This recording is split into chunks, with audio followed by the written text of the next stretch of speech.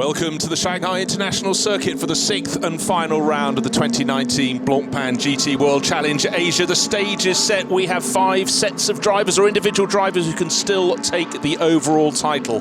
But let's look at the scores on the doors. 137 points to Roelof Bruins. His teammate Manuel Metzger is down in 4th place, but obviously sharing with Roelof, he can never be the champion. It will always be Roelof, even if they take both the wins. Philip Hamprecht and Tanart Sathin-Thirikel just 8 points behind. Let me just explain. It's 25 points for a win, 18 for second, 15 for third, down to 1 point for 10th. Vutikon Fuvasak and Yuya Sakamoto, different drivers in different teams. They're both pitching in there and have qualified very well indeed. But Martin Rump, Wear on Tan, they're the outside bets. They're sixth in the championship. 2 wins is what they need. So let's go down to the grid with no further ado. And Steve Dawson is down with Tanart Sathin-Thirikel. Yes, Bruce, since the last time we heard from Tanart Sathin-Thirikel, he's had a fabulous qualifying session along with his teammate Philip Hamprecht. How did you feel about quali, Tanart? Yeah, to be fair, like in the practice, I didn't expect to be this high up in the position. But the team gave me like a really good car for the quali, and I think I could have done a little bit better as well, but I'm really happy where I am now. And is the car in good shape? Because you're in super shape to get to that first corner ahead of everyone. Yes, we see, but like I'm not gonna do anything stupid, you know, because we are like fighting for the championship now. Let's see. Bruce, if you can stay with us, I've even got Philip Hamprecht alongside me, who's just giving his teammates some moral support. Philip, how did you feel about that qualifying session? Yeah, for him it was really, really good. I think the car, we have a mega car on this track. I think BOP-wise we're in a good position, but also overall we did a good job as a team to find a good setup. And now we see it's been a long season. It's a stressful one to the last race, you know, for the championship, but we'll see what happens. Yeah, good luck today. Thank you very much. Back to you, Bruce.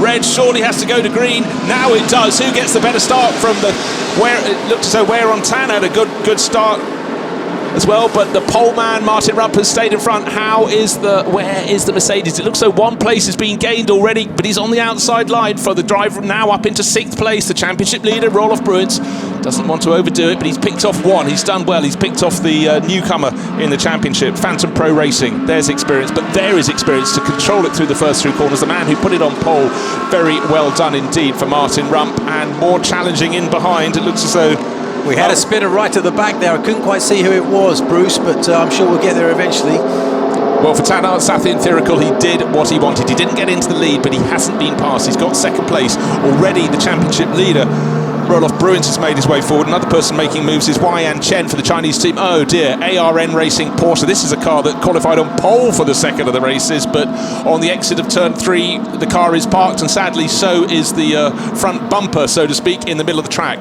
Should be time to get that cleared, but there is debris on the circuit. There are those little shards that tyres do not like. No concerns as yet as they go out of turn 9, stretching his advantage. Martin Rump from Tanart Sathin-Thirikel. And that is very, very unfortunate indeed for the ARN crew. They're definitely going to have to give that track a bit of a sweep. We saw that big chunk of debris, but little bits as well around it. So yes, as you say, the danger of a puncture, they'll need to attend to that little bit of track.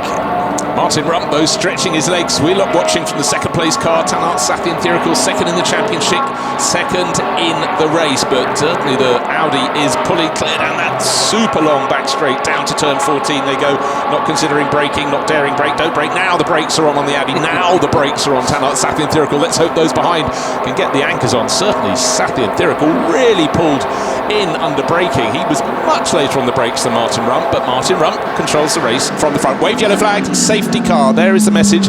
They can't get the brooms onto the circuit fast enough to clear the debris, so very unfortunate for ARN Racing. Out. Yeah, almost as soon as they started, you can see the drivers all acknowledging, slowing down and weaving away. And for the ARN Racing crew, well, you start middle order. Started 12th of the 23 runners. Hiroaki Nagai.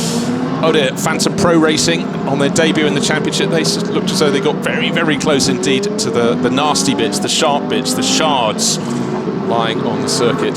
Everyone else going through. One of the cars that's going through, actually crowned champions. They were heading here to look to win the AM Championship in GT3, AMAC Motorsport, and Vitana Motorsport the last minute decided not to come, and that means Andrew McPherson and Ben Porter are champions champions in the AM class. So the lights are out on the safety car.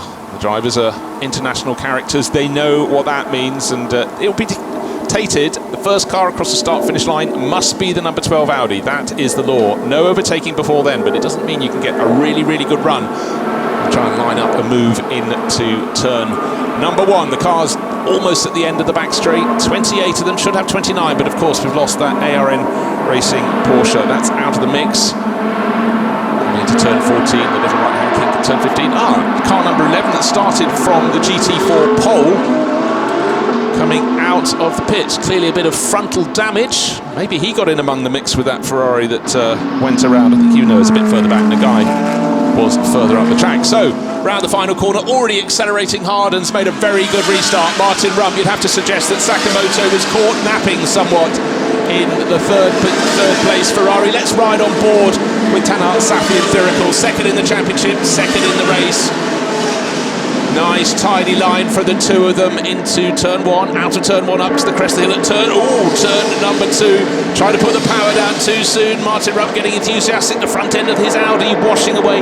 Got it all together again into the compression at turn 3. Slight kink, turn 4 just coming up now. They got the run up to turn 5, but Martin Rupp trying to make up, running wide over the curbs on the exit of turn 4 there. But the first two made good the break on that run to the first corner. All looks fairly square and pretty even. No, actually what I'd suggest is a better exit out of turn 5 from the car leading the chase. Tanat Safi and Thirical second in the championship, desperate to take a win here this afternoon. So let's just have a look. Roelof Bruins looked in the back of the shot as though he's still in 6th place, but what he's going to see is those first two, Steve, are escaping. They're pulling clear.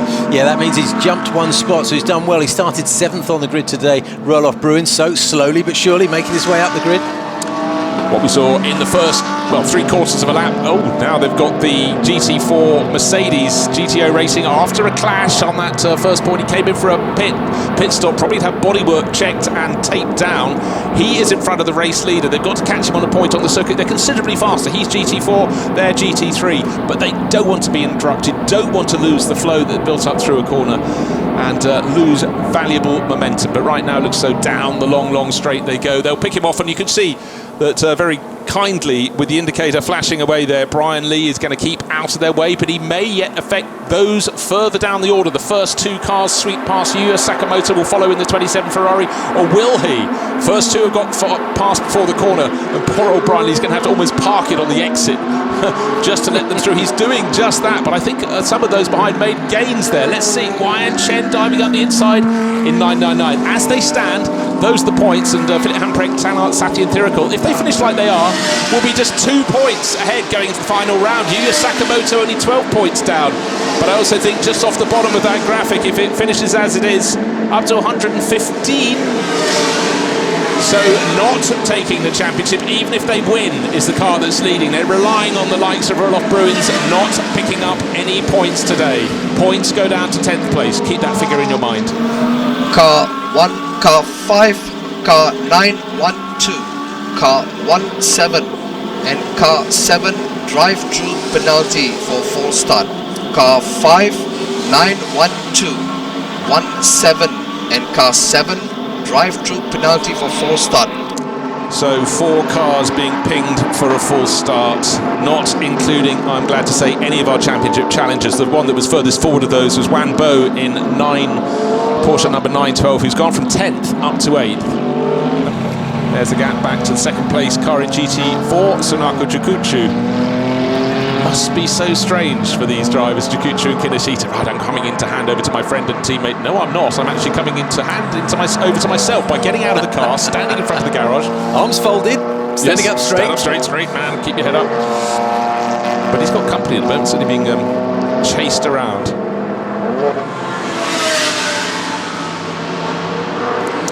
Looking out through the windscreen of the car, running in 8th place overall, Piti Bhirombhakdi, really going very well in the McLaren. It's got better and better. It was very new at the start of the season for SRO Motorsport, but the Thai racer shares with Kei Tasawa, and they qualified very well indeed, and seem to be making further progress.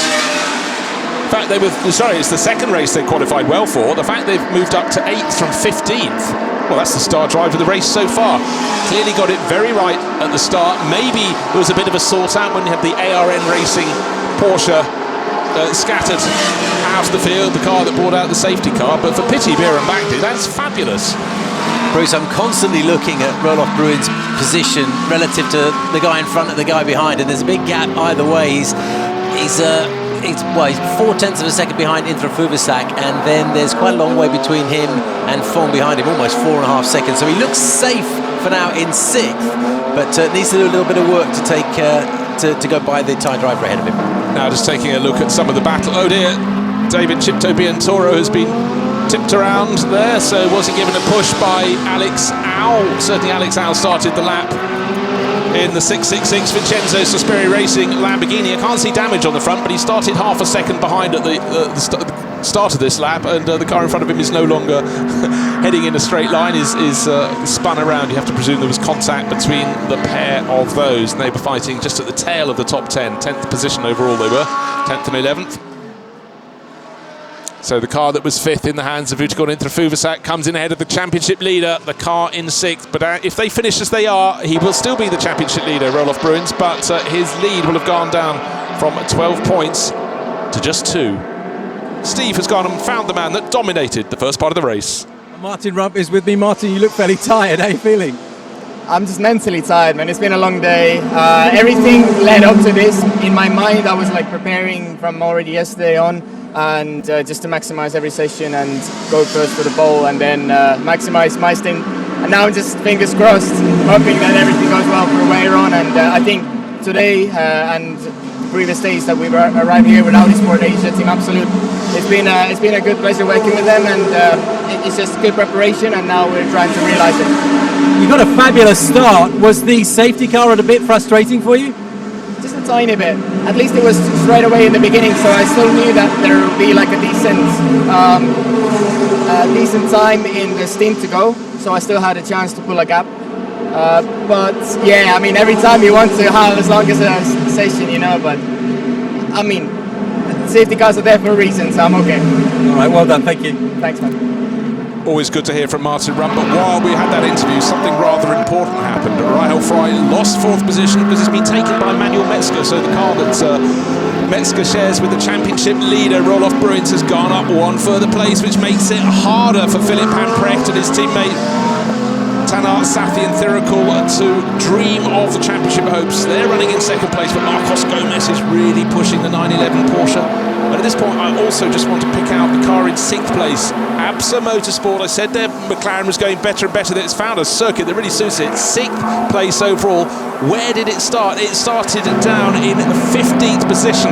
So the 61 McLaren is coming on leaps and bounds. You can almost imagine the McLaren order book is open its pages for further visitors, because that is a really, really impressive performance. And look just how tidy it looks around the circuit. And for Keita Sawa, he's 6 seconds down on the battle between Metzger and Fry, but he's taking 2 and a bit seconds off it with every lap at the moment. A really sweet lap for them since the pit stop.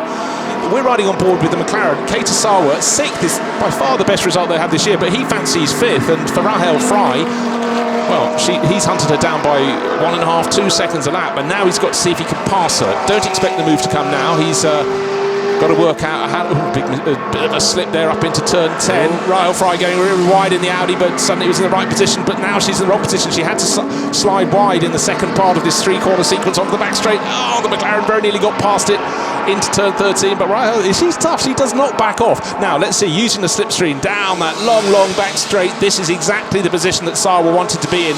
In fact, by having made his challenge to 12 and 13, he slightly compromised his position, but he's got a fabulous toe there, and surely she's only going to show him the outside line. If you want it, you've got to go outside, and in time-honoured fashion, to the outside goes the McLaren. Who's going to merge in front? Looking to see the nose of the Audi. Well, we saw the nose and the tail, but she had to go very deep into the corner, and again she hangs on. Out of turn 15, we go up towards turn 16. It is a question of surely when, not if, those positions change, but what a fabulous scrap, and what wonderful light, as you said, getting darker and darker, but well, now here's an opportunity up along this big, long straight. If they're quick in a straight line, they could come into this turn 1 ahead. Let's take a look.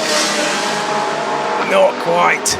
And what we're having all along in behind, we've got Alex Imperatori thought, while you're battling at Hem, I might join in. So 5th, 6th and 7th, almost a touch there as the Swiss driver Imperatori got very close indeed. They got one of the GT4 runners down in front of them. Let's hope that doesn't interrupt their battle through the kink at turn 4. No, staying absolutely out of the way. Oh, so much cement dust they must have put down as they were sweeping all the debris away after contact. Oh, front puncture. Look, is it? There's something flapping on the side of Rahel Frey. Something, yeah. Front right. It's just look, come a little off. bit of bodywork came out from underneath as they got up to turn 5, but it's been ejected. It's not a puncture. What I saw flapping in the wheel arch was the liner at the top of the wheel arch. The car is lighter. It's going faster without it. I'm only joking, but that GT4 runner cannot get out of the way. It's Craft Bamboo Racing. That's Douglas Coos taken over from Jean-Marc Merlin, and at the moment running 4th in the GT4 class. But what a great little scrap. And in the Pro-Am class, it's rather got lost in this battle. I mentioned it once that the championship leader in Pro-Am, Vuitton Intrafuvasak, has got this championship under control far more than Roelof Bruins does in the overall running. And the fact that leading the Pro-Am class, well, second in the Pro-Am class is his teammate Imperatori. If it stays that it is, he can have a crown on his head this afternoon. So for Thai racer Vuitton Intrafuvasak, it's been a great season, and to take the Pro-Am honours is no small reward at all. It's certainly been really strong. 2 overall wins, 4 class wins, 2 second place overall. But right now, feast your eyes on this battle for, look back, 5th place. Rahel Frey would have been disappointed to lose 4th to Manuel Metzger. That's long gone. Metzger is another 6 seconds up the track. Kate Asara in the McLaren all over her tail, and in this wonderful battle for 5th place, Alexander Imperatori just trying to see what he can do. Car 97, I almost want to cover the screen. Final warning for exceeding track limits. Which one's car 97? It's Metzger. The championship leader, Manuel Metzger. Final warning for track limits. Why have a quiet race if you can add a little bit of drama, I've always felt. There's no shortage of that today, and there won't be tomorrow either, that's for sure. Well, looking at these fabulous cars on this circuit that allows them to really stretch their legs, of course we're going to have drama. Marcos Gomez chipping away on the race advantage of our race leader. It was 10, nearly 11 seconds, down to 9 seconds flat, and again on this lap he's taking margins out, but look, under 10 minutes to go. Surely Wear on Tan has got enough of an advantage in the race leading number 12 Audi. God, Marcos Gomez really pushing on. I'm afraid that might be a track limits warning. That was turn 16 plus the outside line. You can see there the perfect line from behind him.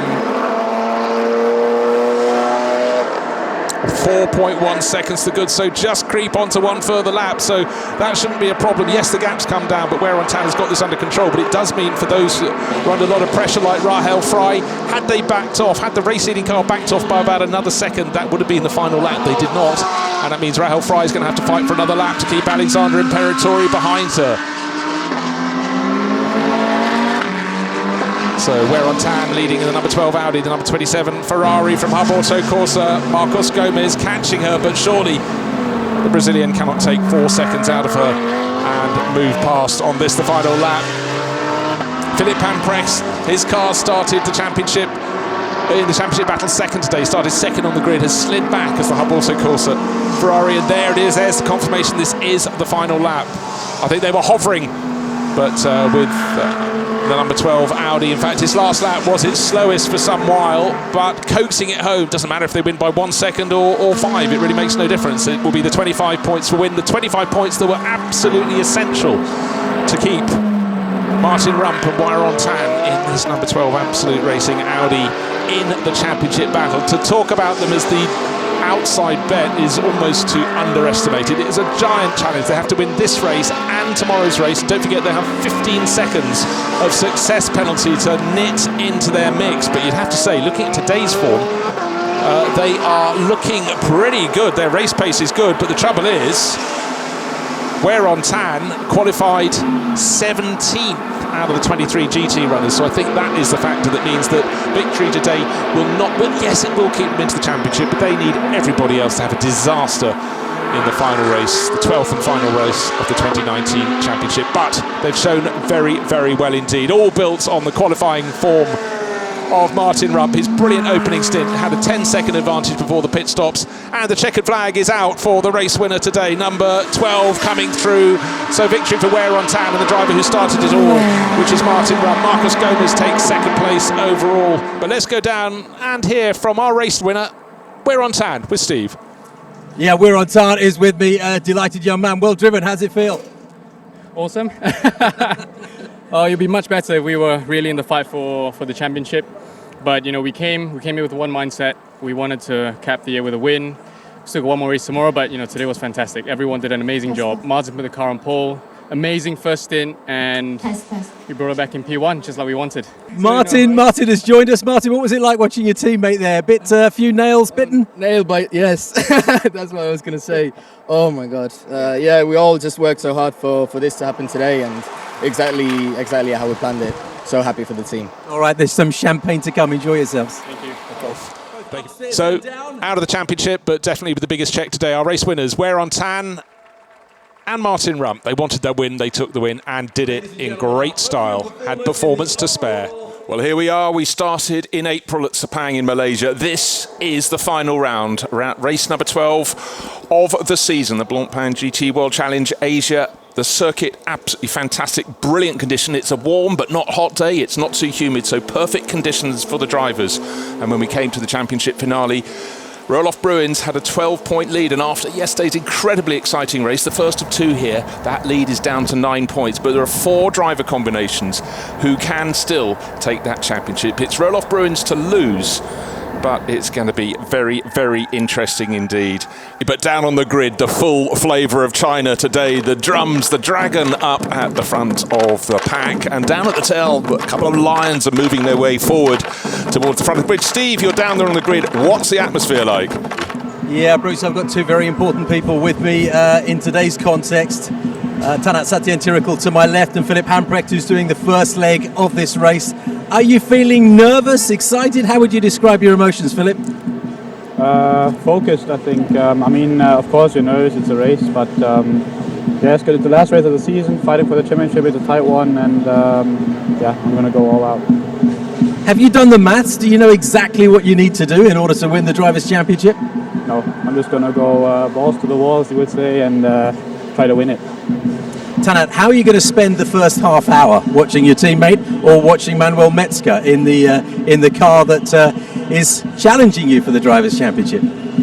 Both, to be fair. But I think it will be very tight for us as well. We just have to do our best and hope for the best result to come. You know, what's adding to the wonderfulness is the crowd, and they're going to enjoy this start. Well, they're actually standing up in the grandstands there to take a look. Almost a rolling start from Frankie Chen Kong Fu in the metallic blue Audi, and he's actually unfortunately gone backwards instead of forwards. He's gone down. Now, who has gained places? Looks so Tanat Sathyan, as Philip Hamprecht has gained positions for the championship challenge. Oh, a bit of a push. Alessio Picario given a nudge sideways. It's very, very busy. Looking forward from Philip Hamprecht's windscreen. He's got some cars that started behind him ahead of him, so that's advantage to Roelof Bruins. Waiting to see where Metzger is. Of course, he's in that championship challenging car, but it's. I said look out for the bright silver Mercedes. We didn't talk too much about Shane van Gisbergen. He looks like he's about to go into 3rd place. He started in 8th. No, Bicariello keeps him back in 4th. The first 2 cars, the front row.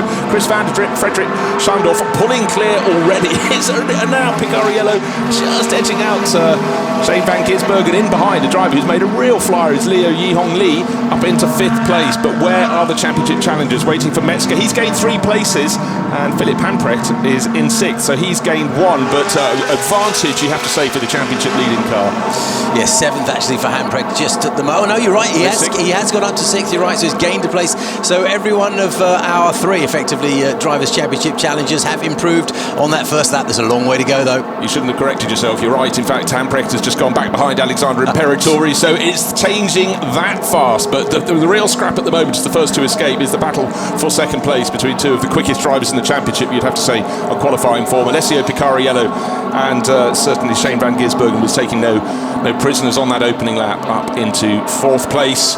Not bad, gaining 2 rows, but at the end of the lap, the first 2 pulling clear. Philip Hamprecht, it's now settling down in that 7th place, fleetingly got into 6th, but you can imagine it's very nervous in that cockpit. A whole gaggle of Porsches Looks another place gained potentially by Manuel Metzger. Oh, I see Douglas Koo's cars at the side of the circuit, and we seem to have lost wear on tan as well. I saw Douglas Koo, who joined the Craft Bamboo GT4 lineup.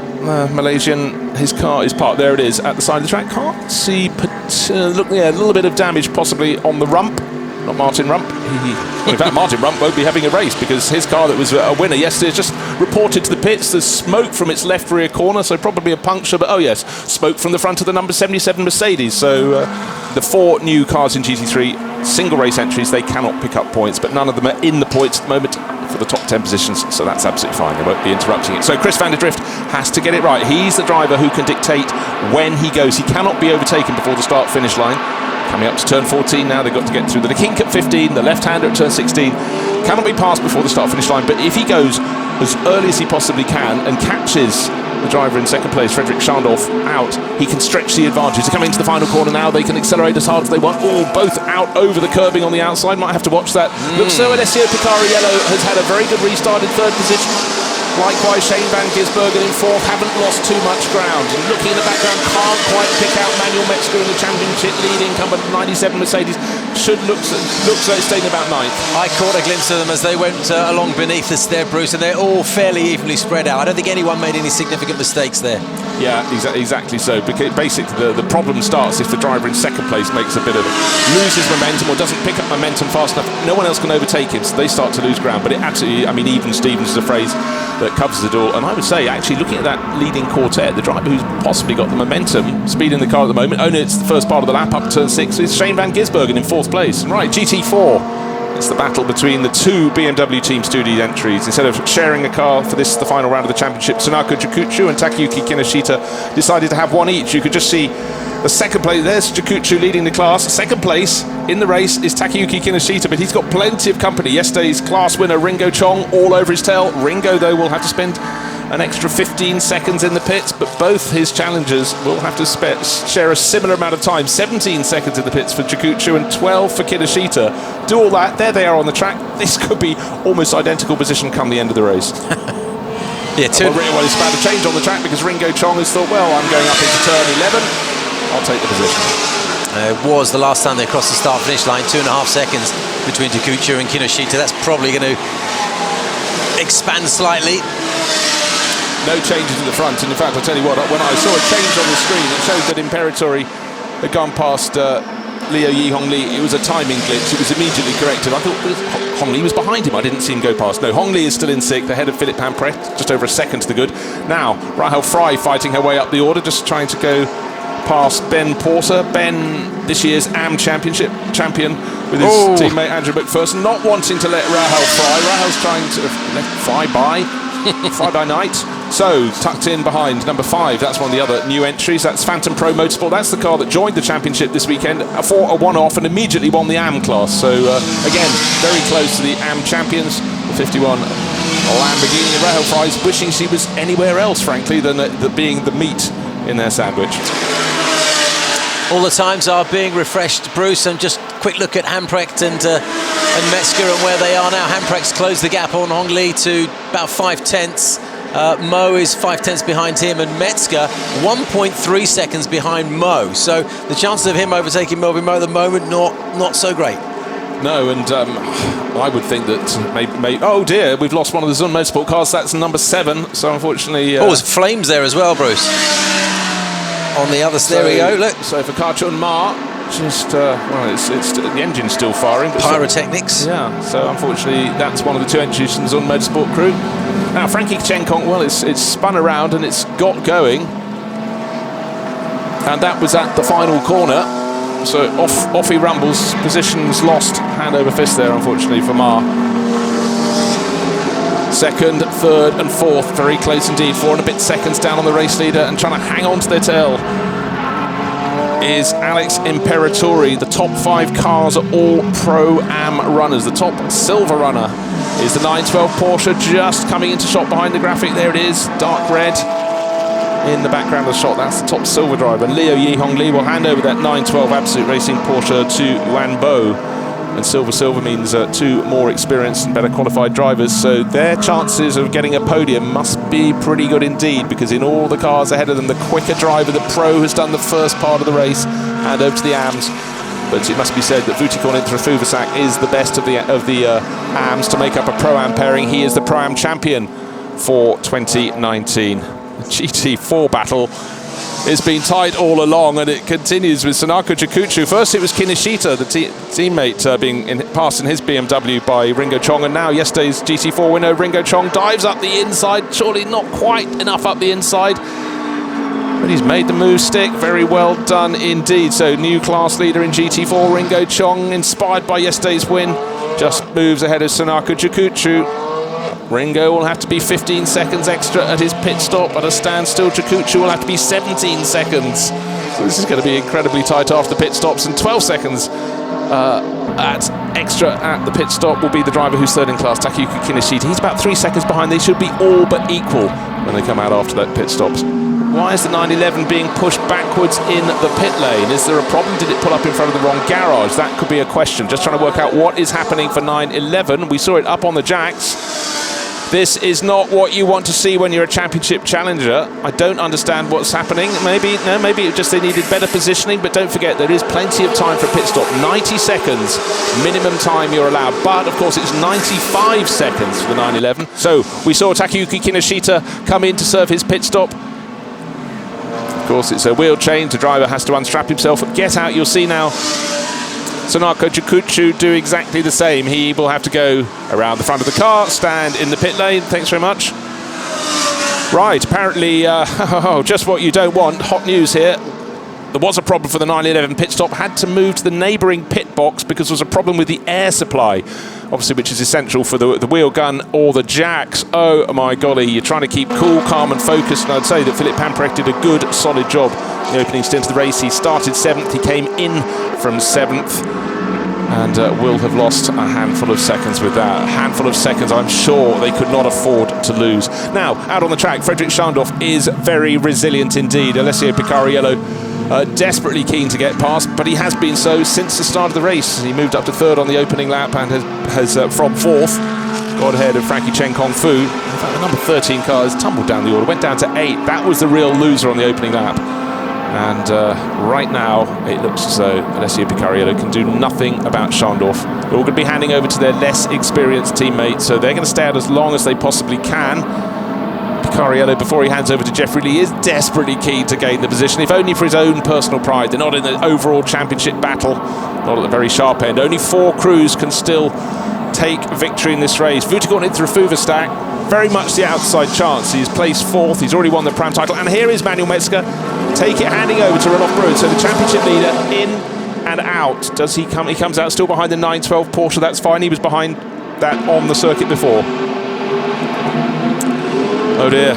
Well, confirmation of what a disaster it was for the 911 crew. I mentioned a problem with their air guns not working. Their pit stop, how much longer than normal? 40 seconds. Well, let's go down. Manuel Metzger did a fantastic job. His car is now in the hands of Roloff Bruins, and he is in the hands of Steve. Plenty of activity here. Bruce Manuel Metzger, we all know, understood the situation that he was in terms of helping his colleague win the Drivers' Championship. How did that first leg go for you, Manuel? Quite well. I had a good start, so the initial start was not good. But in first corner, so I think went up to P10, could catch another Ferrari, so went up to P9 and was just 2 places behind the 911. So that was the goal, to stay close, because they have this 5-second penalty, and yeah, that we achieved, and so far I'm very happy. What was Roloff's state of mind before the race? Did he get a chance to chat to him much?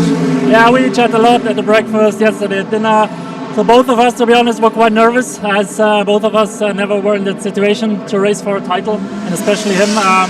So I think he's very focused and clear what is the goal, and I think he will achieve that goal. So you'll be watching the rest of the race in front of a screen, fingers crossed? Yes, for sure, fingers crossed, and hope for the best, but he will do it. We have the first 6 cars almost nose to tail, and I reckon another lap where we're going to have many changes to place. Wan Bo's picked off another position. He's dived inside Vutikorn-Intra-Fuvasak. So he's up into 4th place. His next target is Jeffrey Lee in the 88 Craft Bamboo racing car. And there is 27 in the garage. That Marcos Gomez started, but Yuya Sakamoto, who was the outside tip for the championship, he started this race, or would have started this race with the car in third on points, but unfortunately it has not finished the race. And I have further news. Car 888, stop and go penalty, 75 seconds outside mandatory pit stop time. Car 888, stop and go penalty, 75 seconds. There it is. We wondered if it was coming. We knew they were under investigation. The car in second place. You can see the headlights ablaze as it hunts down the race leader.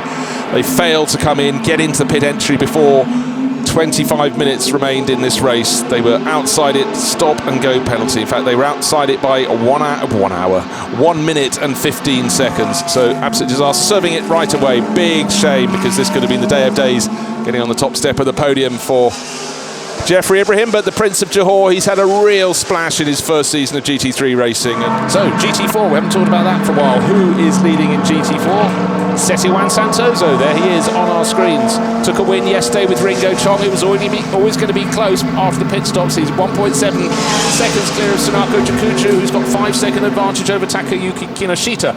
So in terms of GT4, Sunako Jakuchu will be the individual champion ahead of the driver he shared a seat with all year. Kinoshita hasn't found the form that Jakuchu has here, but out on the track, so tight. Jeffrey Lee holding down second place. They're now pushing and shoving in through Fubasaki in that Porsche, all over the tail of Alex Alm, but their little battle goes. Mercedes kick up the dust in the face of the Lamborghini driver, then comes in through Fubasaki. His Porsche had a better run through the kink at turn 5 up to turn 6, and the championship leader, there he is tucked in behind, but a sight you didn't get to see in the pit. Steve Dawson has made it back up with me. Didn't get to see the fumbled pit stop where the air guns didn't work, but the car is back in the pit lane. What cruel form and fortune.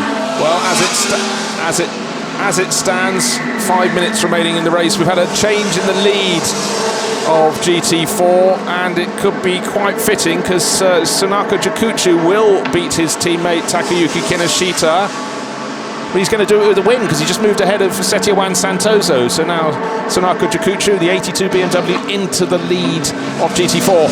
Getting busy out on the track. Alex Alm went up to second place, and Jeffrey Lee's taking the Mercedes back in front. They're going one way, going the other. Vutagon in through Fubasaki in the grey, white and red Porsches into the mix as well. Alex Alm is feeling the shoulders there, being pushed wide at turn 4, the kink of turn 5. Oh, a little touch there on the tail of the Porsche. Already on the track beneath the commentary box, there is a piece of detritus, a bit of bodywork on the circuit, just been avoided by one of the Audis going through. That's an Audi very much out of the mix. But got to worry, and there's going to be more. Yeah, there's more stuff falling off the cars. Yes, you can see the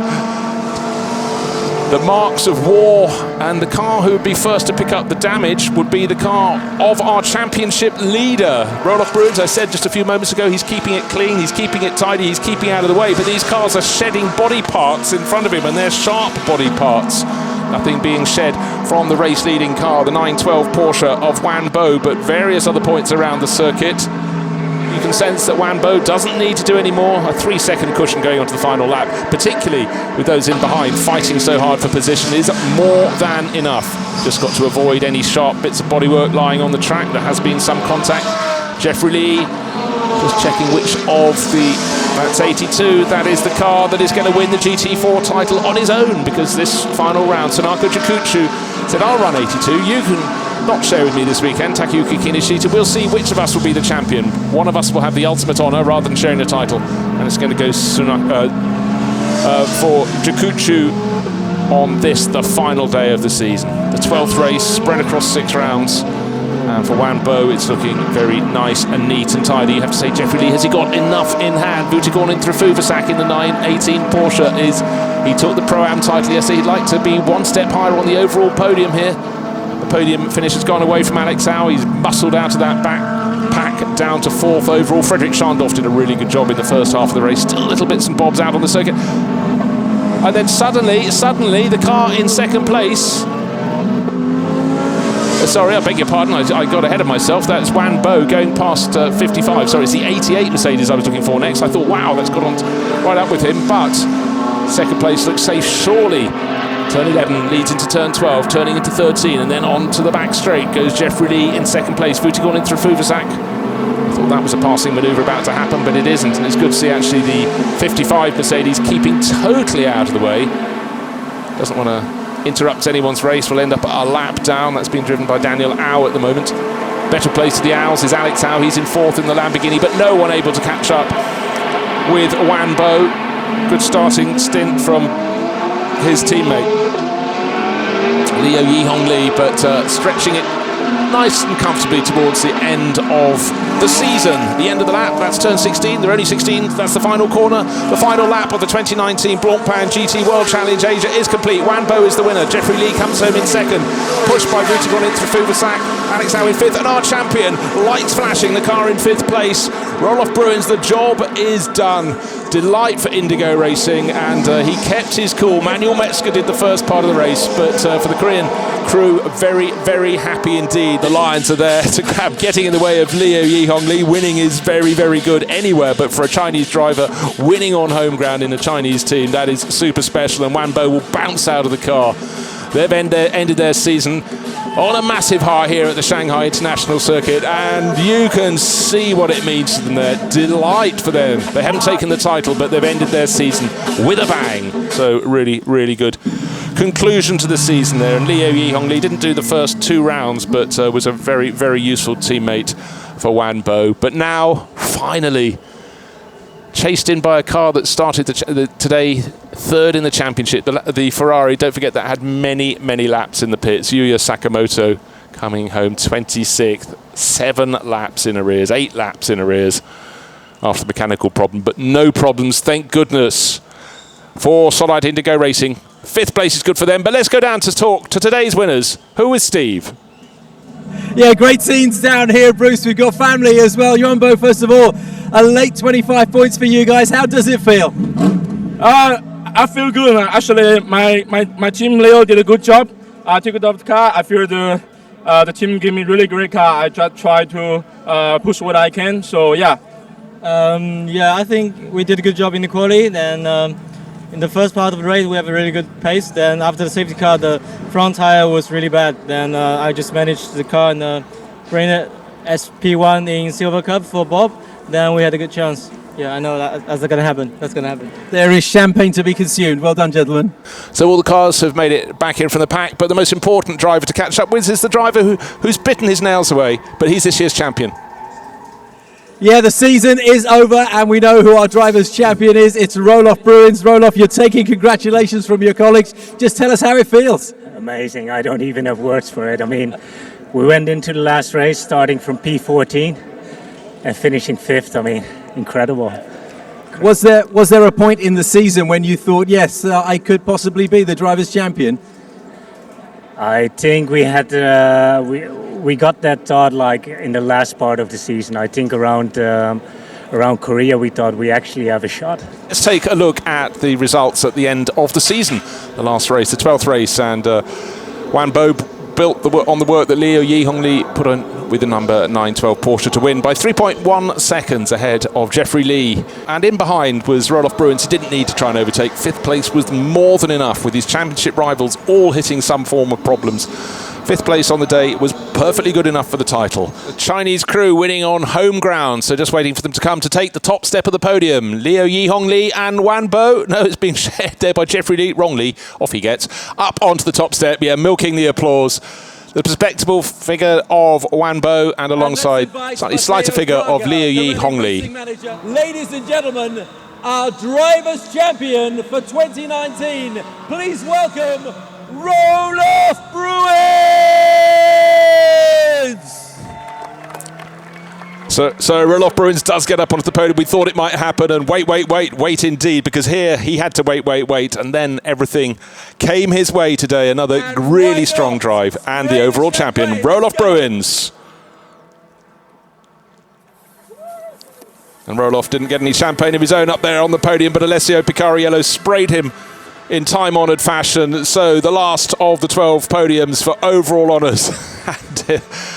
Vutagon in through Fuvasak, the driver closest to us, getting very, very wet indeed. They don't mind, they don't need these race overalls again for some while, but there are top 3 finishers today, and the driver who finished 5th but took the championship, Roelof Bruins, the ultimate honours at the end of the third season of Blancpain GT racing in Asia. That's all from us for 2019. Do make sure you join us at the start of next year. We've got 6 more rounds next time. Join us in 2020.